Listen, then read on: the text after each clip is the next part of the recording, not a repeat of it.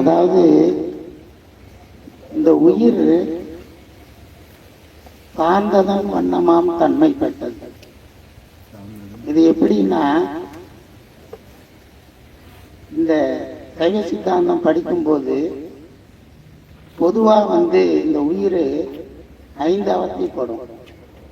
அது என்னன்னா, நனவு, கனவு, உறக்கம், வேறுறக்கம்.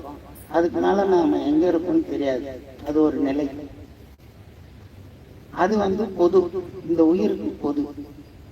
இந்த உயிர் சிறப்பு என்ன அப்படின்னா, எதை சாருதோ அதுவாகவே இருக்கும். அதுக்கு ஒரு உதாரணம் சொல்லுவாங்க சைவ சித்தாந்தத்துல. ஒரு படிங்க லிங்கம், ஒரு கல்லுன்னு வச்சுக்கோங்க, நல்ல படிங்க கல். அந்த படிங்க கல்லுல நீங்க என்ன நிறத்தை காட்டுறீங்களோ அந்த நிறத்தை பிரதிபலிக்கும். அந்த மாதிரி இந்த பதிகத்தை எப்படி பாடணுமோ அப்படி நீங்க அதை சார்ந்து ரொம்ப அருமையா பாடணும். அதுதான் சார்ந்ததன் தன்மைன்றதுக்கு இது ஒரு உதாரணம். நான் உண்மையிலே ஒரு பசியான நேரத்துல இப்படி ஒரு நல்ல ஒரு பதிகம், இதெல்லாம் யாருமே ஓதுவார்கள், பாடுறது இல்லை.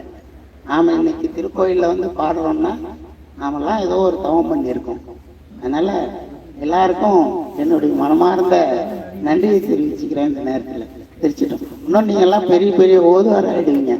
274 தலமும் படிச்சு பாடினீங்கன்னா நீங்க யார் பாடுறோம் திருப்பி வாங்கிக்கிறீங்க.